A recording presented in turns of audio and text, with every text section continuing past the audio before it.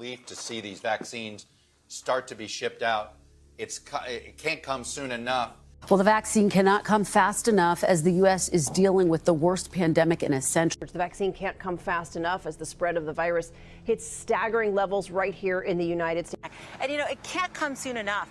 Our chief national correspondent, Matt Gutman, has the very latest in Tarzana, California. Good morning, Matt. Hey, good morning, Cecilia. It looks like I'm standing in a military field hospital, but this is actually the ER surge area in one of the biggest hospital chains in one of the biggest cities in America. Patients are treated in here. Triage happens over there, and this place opens up once the ER fills up during the day. That as we are seeing these unimaginable death toll levels that you just mentioned. A new study from a South Korean medical journal found tables 6 feet apart weren't enough, that indoor diners more than 20 feet apart still infected one another.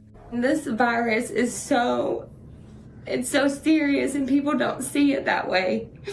This virus is so serious and people don't see it that way.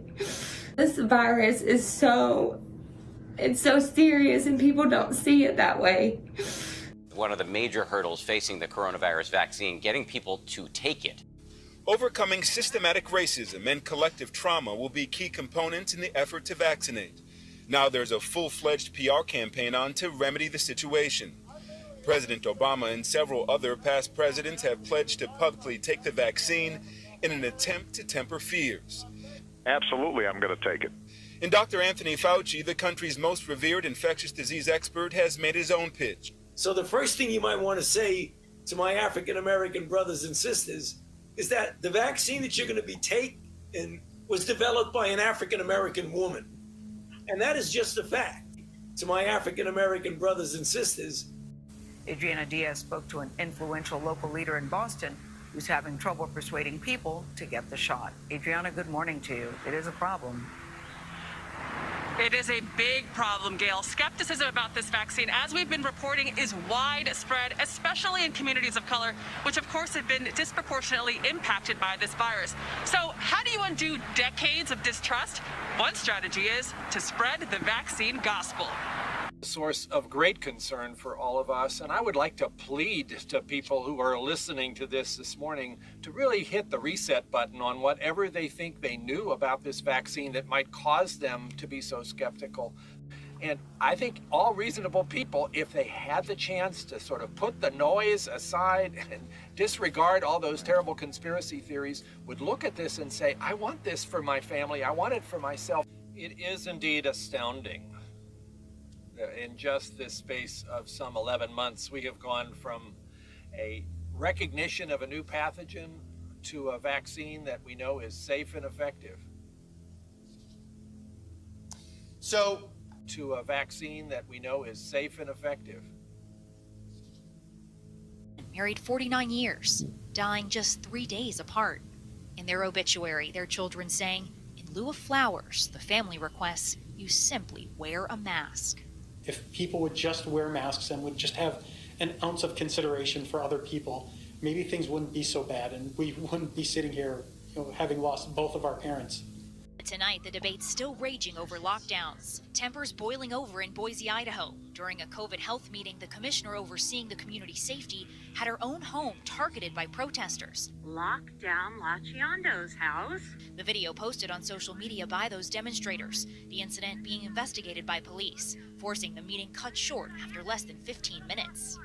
My 12-year-old son is home by himself right now, and there are protesters banging outside the door. Okay, I'm gonna go home right now, and there are protesters banging outside the door. Okay, I'm gonna go home.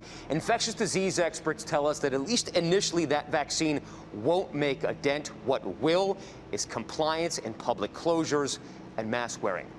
It's compliance. And if people really don't, you mentioned fatigue or outright defiance, how long could this go? Or outright defiance.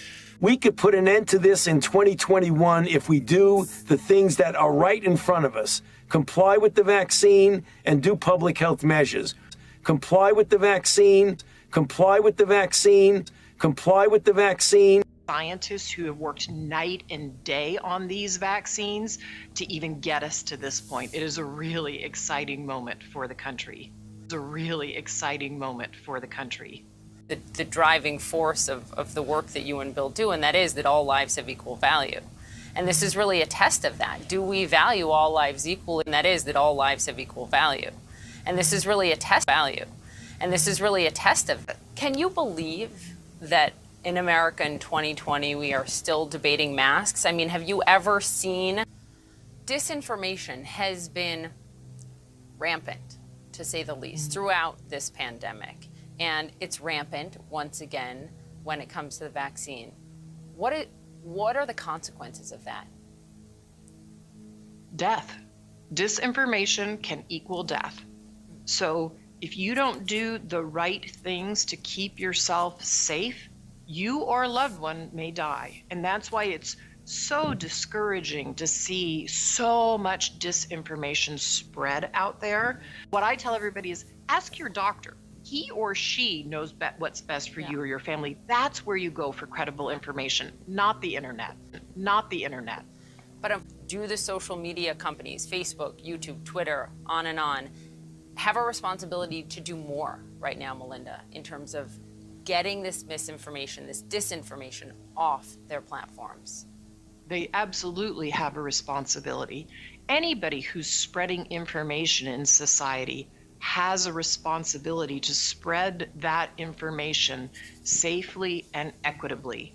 And so, I think a bit the internet and the rise of social media has happened so quickly that really the regulations and the good policy making hasn't stayed out in front of it. And quite frankly, it needs to catch up. The plan is coming together to get this vaccine out. So it's a tragedy. The plan, it's a tragedy, but for the entire world, it'll probably be out sometime in 2022 before we really get the coverage levels that we need to drop the numbers to be either tiny or zero. Gates. To be either tiny or zero. Because the U.S. has always been the leader in these health issues, HIV, malaria, the U.S. government. Even before we conquer COVID, Gates is already talking about combating the next global disease outbreak. It's a tragedy